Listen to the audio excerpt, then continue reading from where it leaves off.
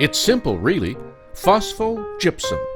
Gypsum produced making phosphate fertilizer, stored in a big pile called a gypstack.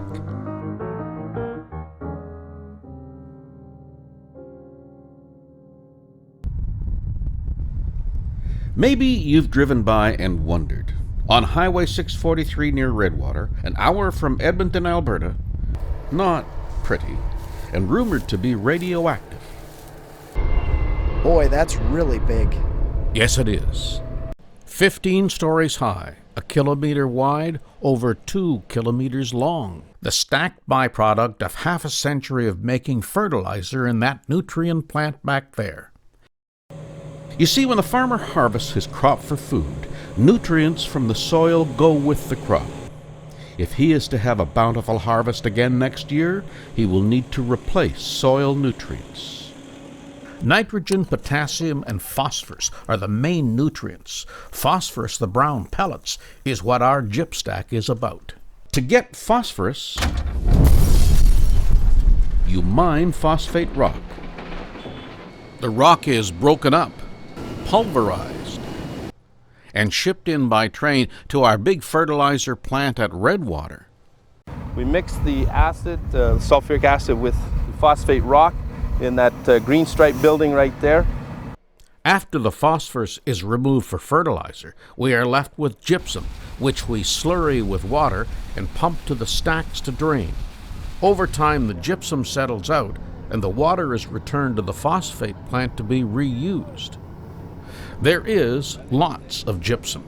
To produce 1 ton of phosphorus fertilizer, Nutrien has to produce 5 tons of phosphogypsum as a byproduct. Gypsum without phosphate, you probably know. It's what wallboard in your home is made from. Gypsum. Gypsum, chemically, is hydrated calcium sulfate. Phosphogypsum is gypsum created during production of phosphorus fertilizer. Another thing, and you can see it in this shot, gypsum crusts as it dries. You almost need a shovel to penetrate it. That means the powder doesn't blow around in the wind. Nutrien's been storing gypsum out here for 2 generations, changing active ponds, expanding the stack base as more gypsum is produced. An expansion would typically begin with the earth shaped into a basin. Nutrien would run vents across the base of it to allow naturally occurring gases to escape from under the stack. Then a thick impervious liner so no stack water can enter the environment. Drains were placed over the liner to capture stack water when it drained down through the stack. This is the thick liner, designed to outlive everyone installing it. A seam welder, double welding so not a drop of stack water ever leaks through. Here's the exit for those drains on top of the liner. The water is monitored and reused in plant processes. Most people presume this is the only gypstack they've ever seen. More likely it's the only one they recognize. Look at this hillside right in the city of Calgary. This is a gypstack, and it's a big one. It's about the size of our stack at Redwater.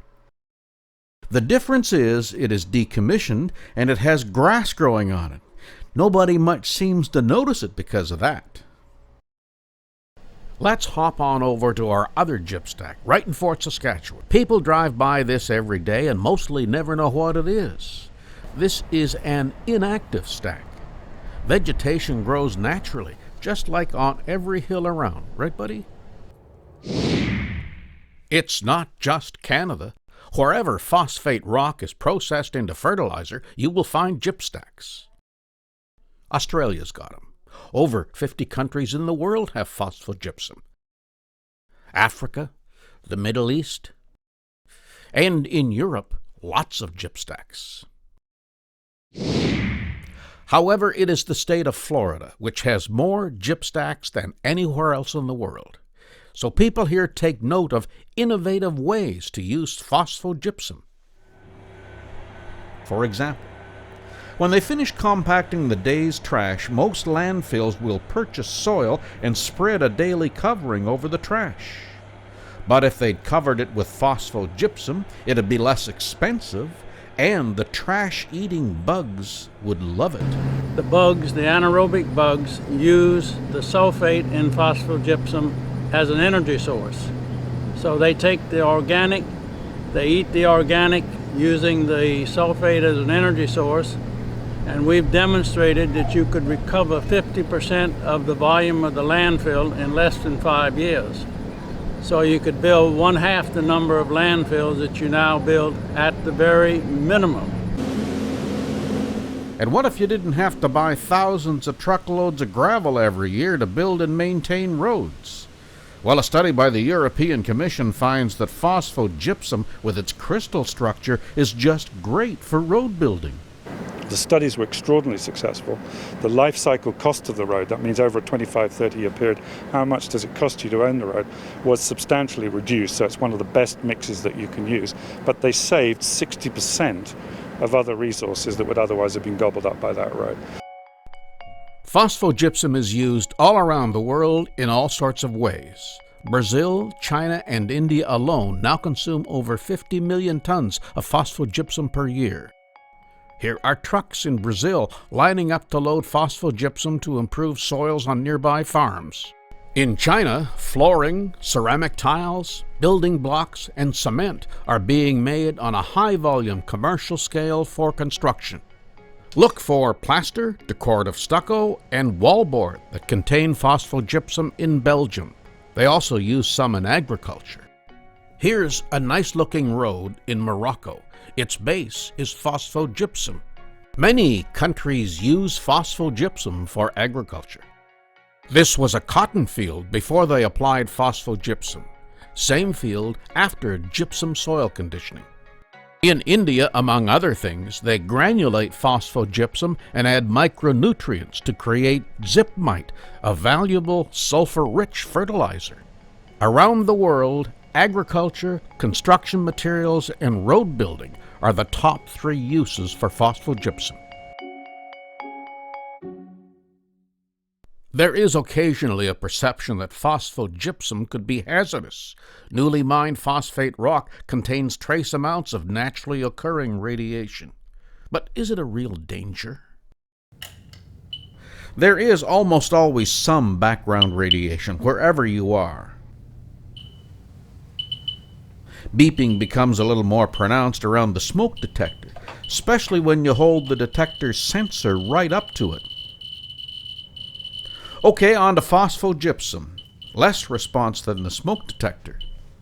Sometimes old dishes contain radioactivity. This one has lots of it. So far, the phosphogypsum has had about the lowest response. Kind of makes you wonder what this radiation fuss is all about. And the glow-in-the-dark clock Grandpa used to wake up with. Phosphogypsum really isn't very hazardous. It contains trace amounts of radioactivity, very small amounts. Even just a few feet away from the stack, the radiation won't reach you. Here in Florida, Mr. Alligator seems just fine in the shadow of his stack. Nutrien sees a definite future for phosphogypsum, especially in agriculture. We bought an acreage and I love to garden, but it's a very heavy clay soil. We're with Nutrien's phosphogypsum reuse expert at her home near Edmonton, Alberta. When you dig this, you get a great big clump. It's hard like a rock. It's hard for roots to grow through. It's hard to get a good potato crop. So here's a place in the garden where I brought home phosphogypsum to use as a soil amendment. And as you can see, if we just grab handfuls of it, it's very light and fluffy and has a fine kind of particulate texture. And it makes it very easy for plant roots to develop. Here's some potatoes that I've just dug up. The calcium in the gypsum improves the soil structure dramatically, where the sulfate in the gypsum is a plant nutrient. So you're improving the physical properties of the soil and you're improving the fertility. Imagine then what gypsum can do for the modern farm. The new barn is ready and the first bedding is going into the stalls for the cattle. The farmer uses wood chips as a bedding base. To reduce odors and sustain his livestock and to later nourish his crops, the farmer has added lots of nutrient phosphogypsum. It's added as an absorbent to keep the stalls drier for the cows. It helps us manage the somatic cell count and overall health of the cow herd from that perspective. Bedding in the dairy barn ends up going out through the slurry and utilized as a nutrient in the fields. The only nutrient missing is sulfur, and gypsum is high in sulfur and takes care of that need, giving us a more balanced nutrient product. Farmer Jeff applies gypsum directly to his fields as a soil conditioner, especially where the land is low. And to his windrows of compost, he regularly tills in gypsum. Jeff measures his nutrients so he knows what he's producing, and his ideal balance is 15% gypsum in compost. A big change has begun at the Redwater fertilizer plant. Nutrien now has other sources of phosphate fertilizer. And after 50 years, we held a ceremony to shut down the only phosphate fertilizer plant in Canada and convert it to producing other fertilizer products. We are working on a detailed plan of how the gypsum stack will be decommissioned and reclaimed. Remember our gyp stacks at Fort Saskatchewan? We've been doing reclamation research with the University of Alberta here since 2005. This is a coring machine. How much soil, we wanted to know, should we put on the gypsum to help plants grow best? I'm going to slice this core open, and I'm going to see how deep the roots have gone. There were surprises. We found plants can get things they need from either soil or gypsum, and One of the neatest things we found is that plants that are growing on a thinner depth of soil actually do better than plants growing on thick depths of soil. at around the same time, Nutrien was filling in a decommissioned pond.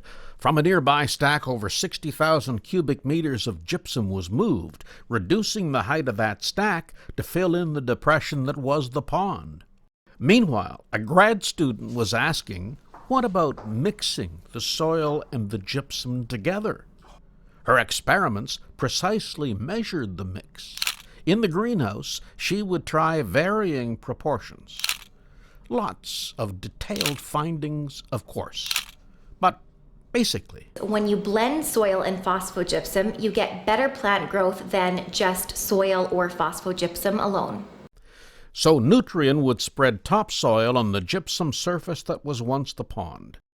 The best mix, Jenna found, would be about 6 inches, tilled in well and deep. And the grass grew very well. And then along came Tim. That's him with the Visiting Canadian Land Reclamation Association tour. Tim's with the Canadian Forest Service. He would plant trees. Tim and the Canadian Forest Service breed trees, create protocols to grow trees quickly. This is how tall the tree was in year 1. Up here is how tall it was after year 2. Grow trees quickly in response to climate change, to take carbon out of the air. So with these peculiar machines, Forest Service folks would take the cuttings from the trees they had bred and would embed them into the soil gypsum mixture. And in 3 months, new trees flourished.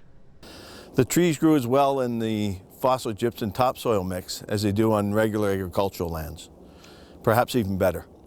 Everything seems to grow well on the phosphogypsum stack. A research garden was established on top of the stack, and a variety of flowers and vegetables are flourishing.